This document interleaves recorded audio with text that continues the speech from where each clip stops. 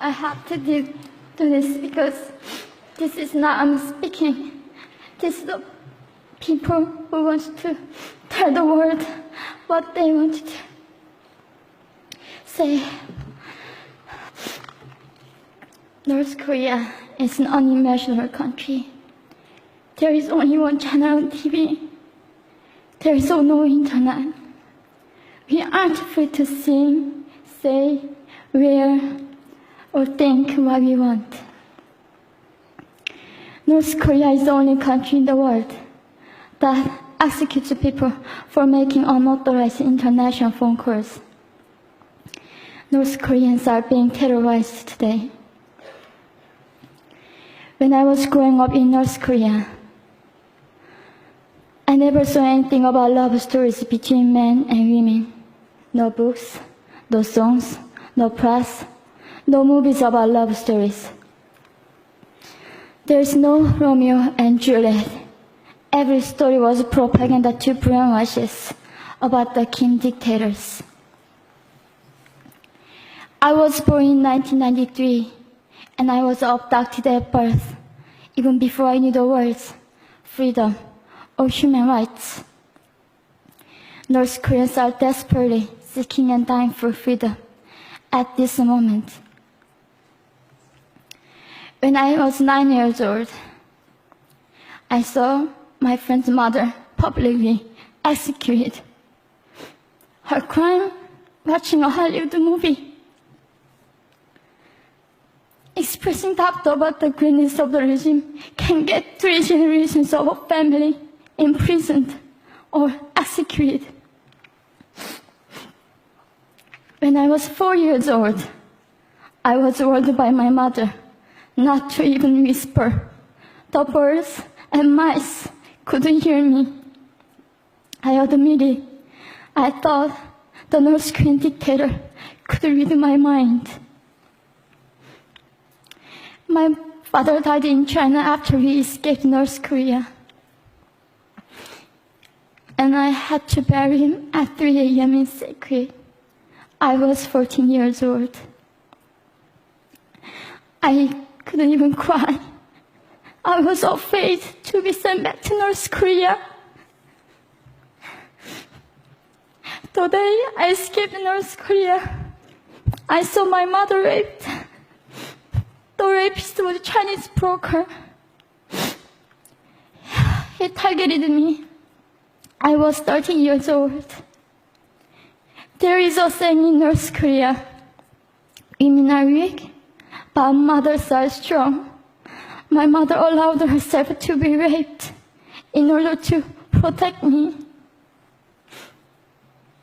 North Korean refugees, about 300,000, are vulnerable in China. 70% of North Korean and teenage girls are being victimized, sometimes sold for as little as $200.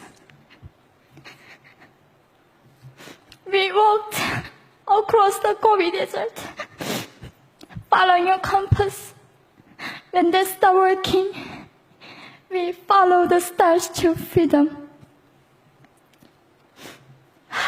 I felt only the stars were with us. Mongolia was our freedom moment. Death or dignity. Armed with knives, we were prepared to kill ourselves if we were going to be sent back to North Korea. We wanted to live as humans.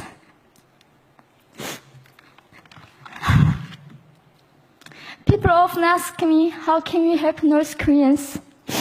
There are many ways, but I would like to mention 3 for now.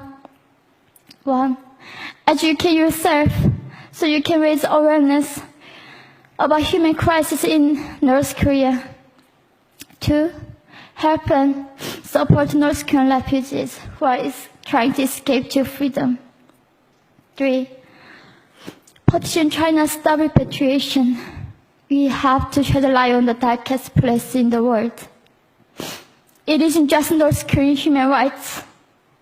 It's our rights that North Korean dictators have violated for 7 decades.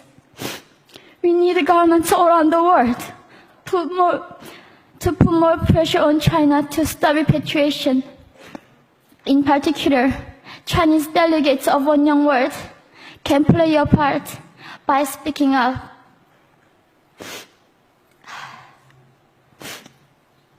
North Korea is indescribable. No humans deserve to be oppressed just because of their birthplace. We need to focus less on the regime and more on the people who are being forgotten. One Young World, we are the ones who will make them visible. Fellow delegates, please join me as we make this a global movement to free North Koreans.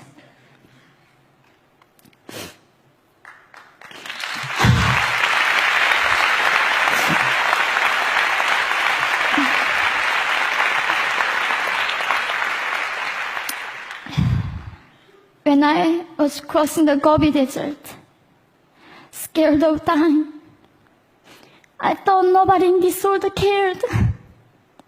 It seemed that only the stars were with me. But you have listened to my story. You have cared. Thank you very much.